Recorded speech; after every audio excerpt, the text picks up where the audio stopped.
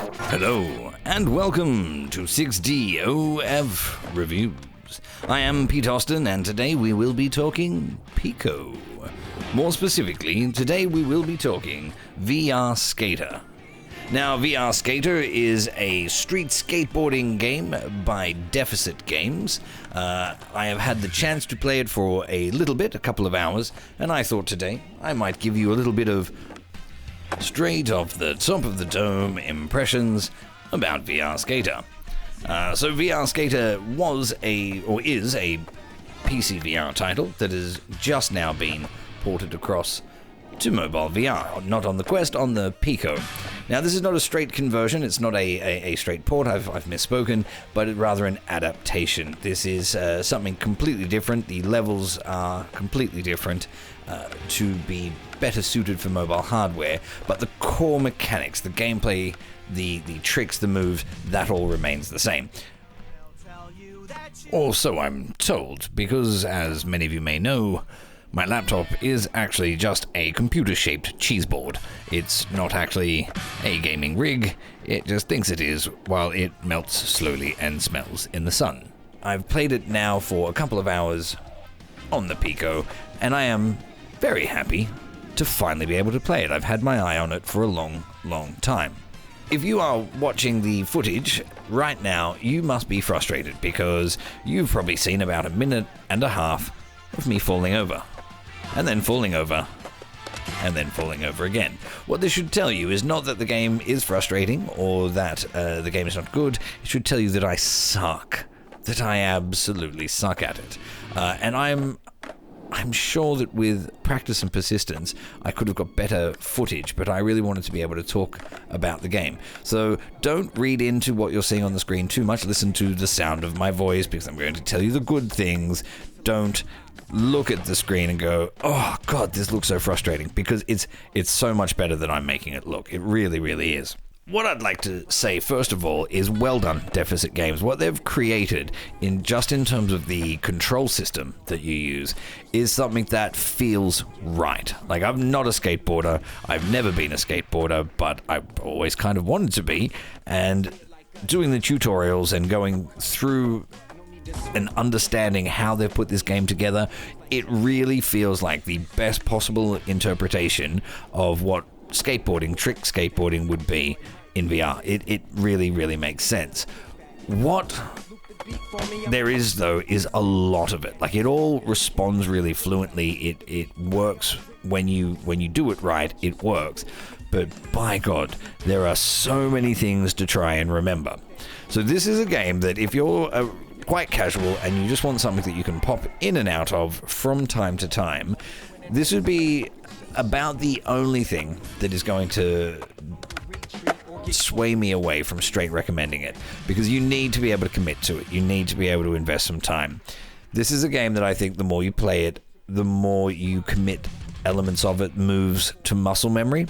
And once you have that muscle memory going, it strikes me, and I haven't got here yet, but it really strikes me as one of those flow state games where if you can just do the moves without thinking about them, it'll just be so cool. And it really, like, I can just see, it takes me straight back to being 17, playing Tony Hawk Pro Skater, and just losing hours and hours into perfecting it. And if I wasn't a grown man with a full-time job and children and a wife, I would probably do that with this game. I would just do the same thing where I'd be like, you know what, I'm just going to go and play this for 2 hours every day until I'm good at it.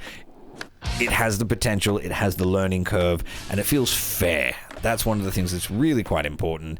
You don't play it and think, oh, for God's sake, when does this get fun? It's the kind of challenge that you're like, oh, I almost had that one. Oh, I almost had that one.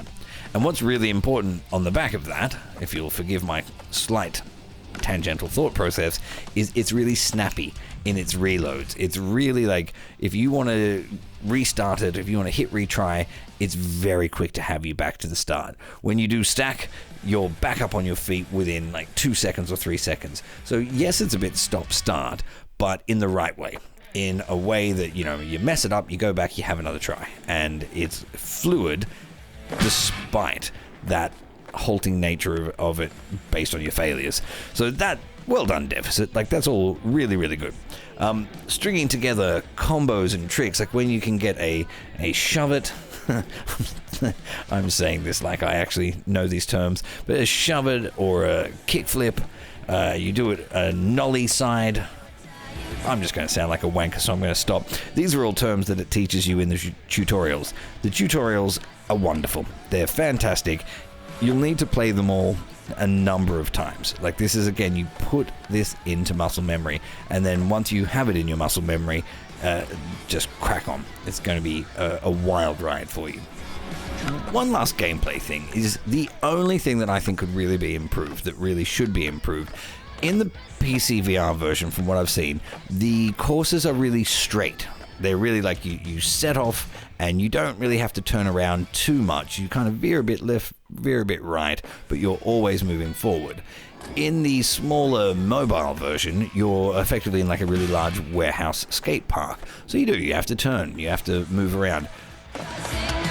Where I would say that almost everything in the game is hard, but really good, the turning sucks. I'm sorry, Deficit. I gotta criticize one little thing, but I just found it so unmanageable to be able to turn using the turning mechanisms.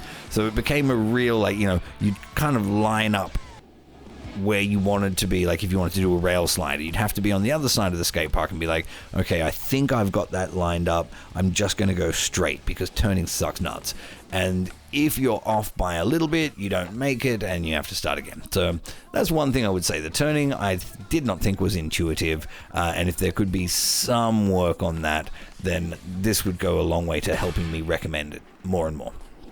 Alright, so that's all the gameplay. Gameplay equals good. You should play it. It's good. If you have time to invest in becoming a pro VR skater, you should do it. It's good. Did I mention that? Very hard. Take a lot of practice.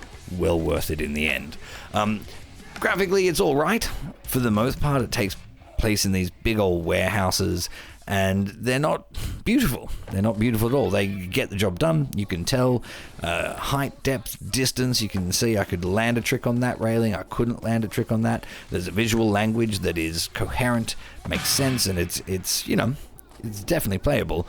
But no one is coming out of this game and going, holy moly, that's a good-looking game. It's not that kind of game. They come out of it going, holy moly, that's hard. Holy moly, that's satisfying. Holy moly, those controls work well.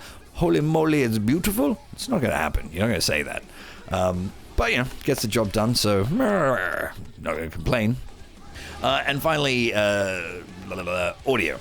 Audio's great. Like, it's got all sorts of songs in there, from hip-hop to punk to, it's all the things that you would imagine a skater might listen to. But no, it reminds me a lot of Tony Hawk's Pro Skater, where, like, all the music just makes sense for what you're doing, and every now and then, like, it'll even sort of amp you up a little bit. You're like, ooh, this song, I'm gonna skate me some skating to this song. Like, it's cool, it fits.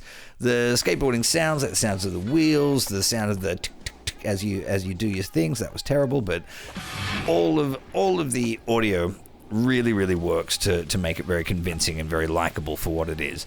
So, good marks for that. Graphics, you get a passing mark because it works. And yeah, so in terms of longevity, for example, I've only played this, I think I've put in 2 hours, and with my lifestyle, it's going to be very difficult for me to put in too much more, because I can see this as a bit of an all or nothing. I mean, you might be much better at it than I am. You probably are. But for me, it's, if I'm not going to put in hours and hours and hours to commit this to the muscle memory so I can just go and combine 3 things together, I'm not sure that I will keep playing it, but I don't want to put you off. I think you, in yourself, whoever you are, I don't know who you are, could make that decision about whether or not it's your kind of thing. But if you've got a Pico headset and you've got, I don't know, limbs, try it. Give it a try. Like, I really think Deficit Games have done a great job with this. They've made me feel like a skateboarder. They've also made me realize that if I picked it up for real, I'd fall over and I'd hurt myself so much. So yeah, that is it. Rambling first impressions. Pico for VR Skater. press the subscribe button now. If you are enjoying the channel and would like to hear more weird stuff come out of my face hole, hit the subscribe button now. Toodaloo.